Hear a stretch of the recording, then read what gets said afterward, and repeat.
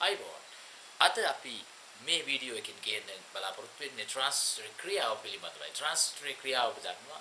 ට්‍රාන්සිස්ටරයක් ක්‍රියාත්මක වීමට නම් ට්‍රාන්සිස්ටර් ක්‍රියාත්මක වීමට නම් අනිවාර්යෙන් ට්‍රාන්සිස්ටරයේ අග්‍රතුන නිවැරදි විදියට විභවාන්තර වලට සම්බන්ධ කරන්න ඕනේ. ට්‍රාන්සිස්ටරේ නිවැරදි විදියට විභවාන්තර වලට සම්බන්ධ කිරීමේ ක්‍රියාවලියට කියනවා ට්‍රාන්සිස්ටරේ නැඹුරු කිරීම කියලා. ට්‍රාන්සිස්ටර් නැඹුරු කරන්න නම් ट्रांजिस्टर නැඹුරු කරන්න නම් අනිවාර්යෙන් ट्रांजिस्टर එක බේස් එක සහ එමිටර් එක පෙර නැඹුරු කරන්න ඕනේ. බේස් එක සහ එමිටර් එක පෙර නැඹුරු කරා වගේම බේස් එක සහ කලෙක්ටර් එක පසු නැඹුරු කරන්න ඕනේ. ඔබ දන්නවා කලෙක්ටර් එක කියන්නේ සංග්‍රාහකය, බේස් එක කියන්නේ පාදම, E කියන්නේ නැත්නම් එමිටර් එක කියන්නේ විමෝචකය. එහෙනම් අන්නේ විදිහට තමයි ट्रांजिस्टरය පෙර නැඹුරු කරන්න ඕනේ. නැත්නම් ට්‍රාන්සිස්ටරය නැඹුරු කරන්න ඕනේ අන්න ඒ විදිහටයි. කෙසේ හෝ ට්‍රාන්සිස්ටරය නැඹුරු කරාට ට්‍රාන්සිස්ටරේ ක්‍රියාත්මක වෙන්න නම් හරියට ධන සහ ඍණ හරියට සම්බන්ධ කරන්න ඕනේ. ඔබ දන්නවා පෙර නැඹුරු ඒ ට්‍රාන්සිස්ටරේ අණුව බැටරිය අග්‍ර සම්බන්ධ කරන ආකාරය වෙනස් විය යුතුයි. උදාහරණයක් වශයෙන් ගත්තොත් PNP ට්‍රාන්සිස්ටර් එක සම්බන්ධ කළ යුතු ආකාරය නෙවෙයි NPN ට්‍රාන්සිස්ටර් එක බැටරි සම්බන්ධ කළ යුත්තේ.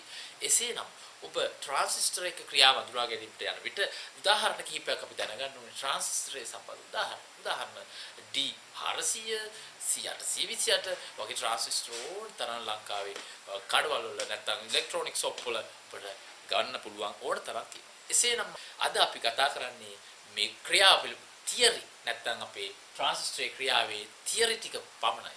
හොඳයි අපි බලමු ට්‍රාන්සිස්ටරේ ක්‍රියාවක් වශයෙන් මිනිසා යොදා ගන්න අවස්ථා තුනක් තියෙනවා. ඔබ දන්නවද මිනිසා අවස්ථා ට්‍රාන්සිස්ටරේ යොදා ගන්න අවස්ථා තුන? පළවෙනි එක ධාරා වර්ධනය කිරීම සඳහා යොදා ගන්න ට්‍රාන්සිස්ටරය.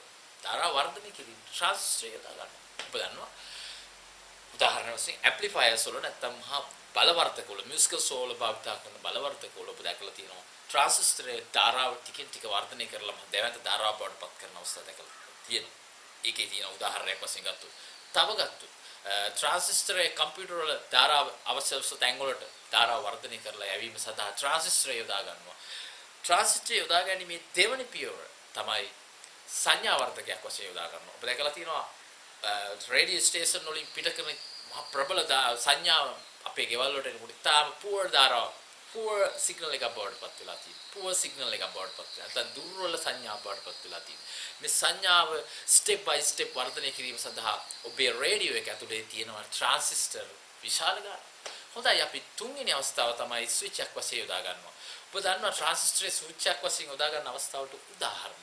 සුපර් මාකට් එකකට වගේ ගියොත් ඔබ දකියා නැති ඔබ යනකොට නිකම්ම දොර ඇරෙනවා ඔටෝමැටික් දොර ඇරෙනවා. එතකොට පාවිච්චි කරලා තියෙන සමහරට යාලා ලේසර් එකක් හෝ ඉන්ෆ්‍රාරෙඩ් එකක් වෙන්න පුළුවන්.